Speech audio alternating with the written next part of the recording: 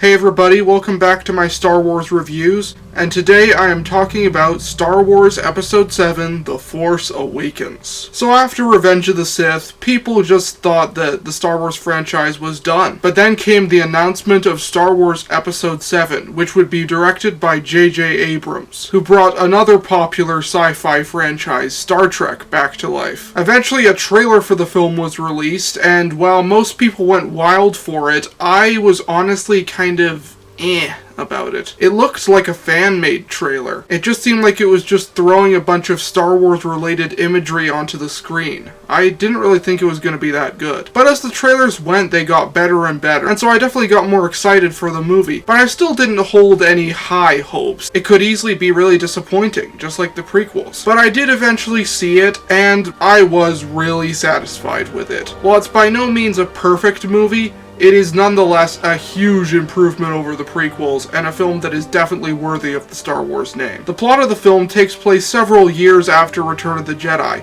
Luke Skywalker has completely disappeared. There's a new group called the First Order that has sort of replaced the Empire, and they're bent on finding Luke Skywalker and destroying him. However, there's also a resistance, now led by Princess Leia, and they send one of their pilots, Poe Dameron, on a mission to retrieve a map that can help them find Luke Skywalker. He places the map inside of a droid named BB-8, and BB-8 comes across a scavenger named Rey. A stormtrooper named Finn abandons the First Order and comes across Rey, and it's up to them to get this map to the Resistance. Easily the biggest step up that this movie has from the prequels is the acting and the dialogue. I honestly would probably go as far as saying that The Force Awakens is the best acted film in the entire saga so far. You have great new actors like Daisy Ridley, John Boyega, Oscar Isaac, and Adam Driver, but you still have the old ones who also do a great job, like Harrison Ford, Carrie Fisher, Anthony Daniels. This movie is extremely well written as well. There's a lot of good dialogue, and the characters have something that the prequels lacked: emotion. There's so much energy to the characters. There's a lot of great banter that was missing from Star Wars for quite some time. They also did a good job of modernizing the film, but not in a way that'll make it feel dated in the future. It still does keep a sense of timelessness. The film did make a very good choice of introducing new characters and making them the stars, while having the old characters as supporting ones. Daisy Ridley is great as Rey. She's a very different character than Luke Skywalker. While both of them grow up on a desert planet, Rey lives completely by herself and really is responsible for her own life. She scavenges around the desert for different parts just so she can get food. She spent the majority of her life here and is waiting for her parents to return. And as we later find out, the Force is indeed strong with her. John Boyega is also very good as Finn. This is the first time in any of the movies where a stormtrooper has really been a character. I love that the stormtroopers in this movie aren't just clones, they're actual people. Individual people who were taken from their families at young ages and trained to do nothing but kill people. At the beginning of the film, a stormtrooper dies in front of Finn, and I guess we can assume that it was one of his friends. And even though we can't see his face, much like Darth Vader, we can tell that something is going on in his head. John Boyega brings so much energy to this role.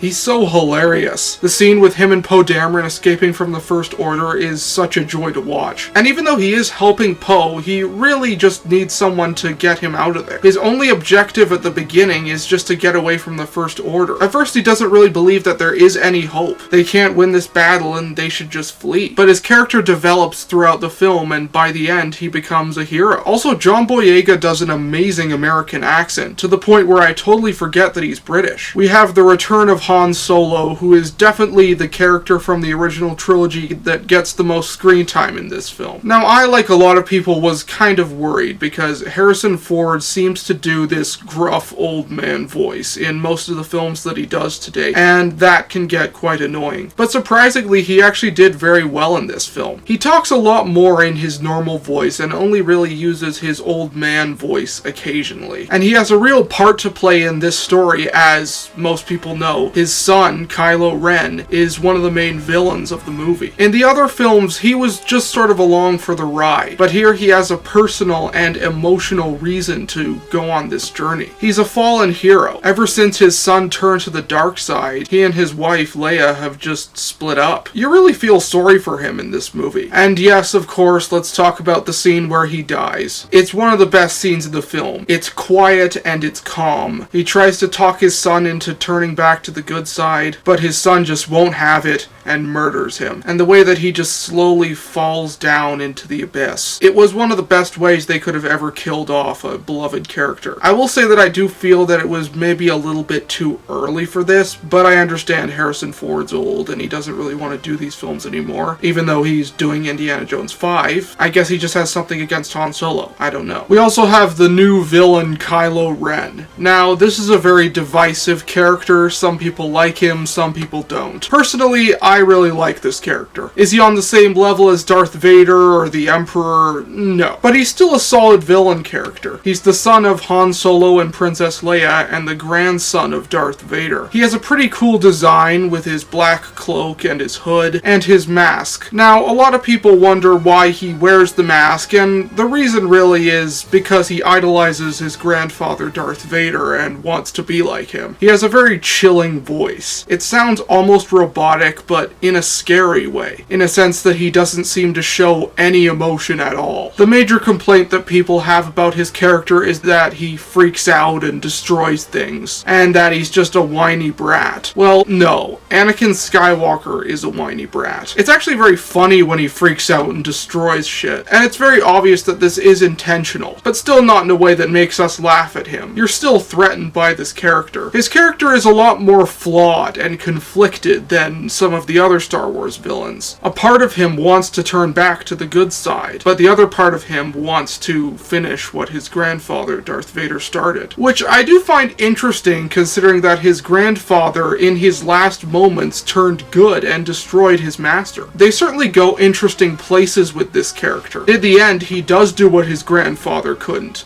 murder a family member. His T-shaped lightsaber was a bit odd at first, but they actually made good use of it in the film, like when he uses it to cut into Finn's shoulder during the final fight. My only real issue with his character was, while I did still enjoy the idea of him looking up to Darth Vader, it did feel a little bit lazy. It felt like the filmmakers saying, we know we can't make a villain as good as Darth Vader, so we'll just have this villain acknowledge that and it'll be fine. Because in all honesty, the idea of his character not feeling that he is as powerful as Darth Vader makes us think that he's not as powerful as Darth Vader, and thus it takes him down a notch. Despite that, though, he is still a pretty cool bad guy. There's also Supreme Leader Snoke, who serves the role as the evil, mysterious master. And yeah, he's definitely no Emperor. His voice is great. It's very booming and very threatening. But his design is just odd. His head looks rather big and awkward. He kind of looks like a giant deformed baby, honestly. And the CGI on him is very cartoonish. He's played by Andy Serkis, who usually makes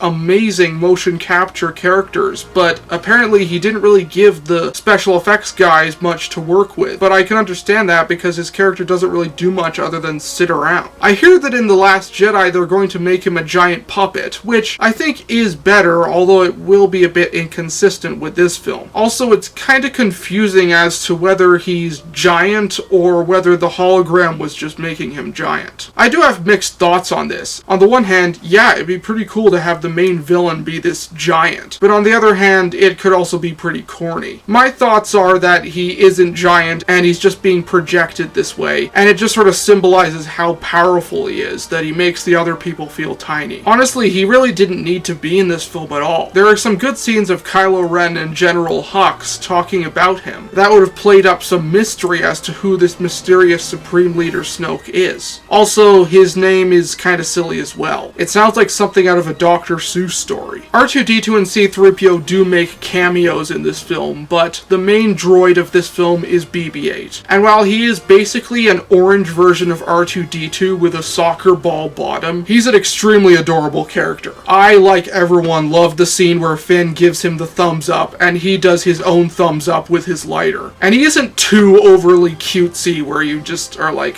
ugh, please tone it down. So yeah, I like most of the characters of this movie. The one that I do think could have used more screen time in development was Poe Dameron. He didn't really have much of a character, and they didn't really give him that much screen time. He and Finn crash land on Jakku, and you think that he's dead, only to have him just show up out of nowhere when they find the Resistance. I know that in the original script he was killed off, and I am glad that they did make him live, as I hope the next film will give him more character and screen time. What about the story of this film? Well, this is definitely the biggest criticism that this film gets. It's too similar to A New Hope. And yeah, as much as I do like this film, I would have to agree. I guess we've just been waiting so many years for another Star Wars film, and to have one that's just so similar. Now, to be fair, I understand what they're doing. They're just trying to make us feel like we're watching Star Wars again, reintroduce us to that galaxy. But there were just a couple of tweaks that I think they could have made to make it feel a little bit less familiar. Like, did the film need to start out on a desert planet? Did the secret plans need to be placed inside of a droid? Did there need to be a giant space station-like thing that blows up planets? Why not have the film begin on a completely different type of planet? And why not, instead of putting the map inside of BB-8, Poe Dameron just gives it to Finn? That would at least mix things up a little bit. Also, near the end of the film, Rey is taken prisoner. That would have been a good enough reason to have the rebels go in and there be a final battle, instead of just having another space station shoehorned in. I mean, I know it's not really a space station, it's a giant planet that just has a giant laser that destroys other planets. But still, it is still pretty much a third Death Star. They even acknowledge that in the film. Also, the planets in this movie are incredibly unoriginal. The planets in this movie consist of a desert planet, a forest planet, and an ice planet. Yeah, never seen those before. Something that I must give credit to the prequels is that they did introduce interesting new worlds. And while the CGI was still overused, I appreciate Lucas for trying to expand on the galaxy and show us new ideas. Why on earth do these planets even have different names? They might as well be Hoth, Endor, and Tatooine. The only planet that seems actually new and fresh is the one that we see briefly at the end, that Luke Skywalker is on. We will obviously see more of that planet in The Last Jedi. But yeah, the film is still very familiar, but you know what? It still did manage to be a lot of fun. The film is much more straightforward than the prequels, and that's a good thing. It's a simple story that you can understand, and you're engaged in the story throughout the whole thing, much like the original trilogy. The film moves very fast, and like the original trilogy, it doesn't really have that many dull or boring scenes. Whenever characters are talking, it's interesting. There are no politics or anything like that. In fact, there's literally a scene where the First Order destroy the Republic, getting rid of any possibilities of us revisiting any more of those political debates. The action in the film is awesome. The space battles in this movie are some of the absolute best. The one with Finn and Rey inside the Millennium Falcon fighting those TIE fighters on Jakku, good god, that scene is incredible. Unlike most of the other space battles, this one takes place near the ground, on the planet, as they fly through a crashed Star Destroyer. Even the action scenes involving the stormtroopers work. The stormtroopers in this film are actually really cool. They actually pose a threat. I especially love the moment in which one stormtrooper yells, "Traitor!" to Finn, and gets out this energy staff thing and starts fighting Finn with it,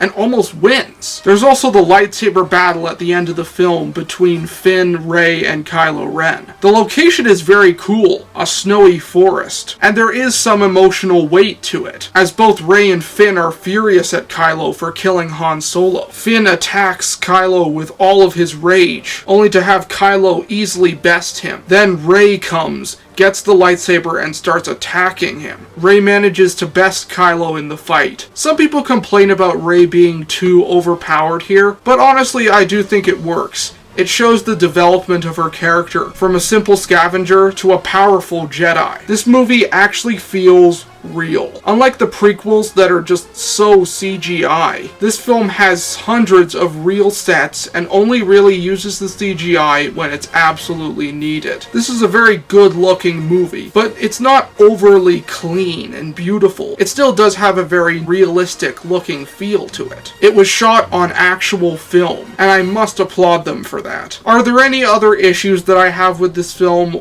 Well, yes. Like many people, I was disappointed that they totally wasted Captain Phasma. Though to be fair, she is in the next film, so let's just hope that she actually gets to kick some ass. Also, John Williams' score is quite underwhelming. Not much of the music in this film is very memorable. In all of the other Star Wars movies, they introduced great new themes. A New Hope had the original Star Wars theme, Empire Strikes Back introduced Yoda's theme and the Imperial March, Return of the Jedi introduced the Ewok theme and the Emperor's theme, The Phantom Menace introduced Anakin's theme and Duel of the Fates, Attack of the Clones introduced the Love theme, Revenge of the Sith introduced Battle of the Heroes. The Force Awakens does have two themes that are somewhat memorable, Rey's theme and Kylo Ren's theme, but they're very simple pieces of music, and they still just aren't as memorable as the ones in the other films. But overall, The Force Awakens was a welcomed return to the galaxy far, far away, with great characters, excellent performances, a smart script, and an enjoyable, if somewhat familiar story. The Force Awakens gets an 8 out of 10.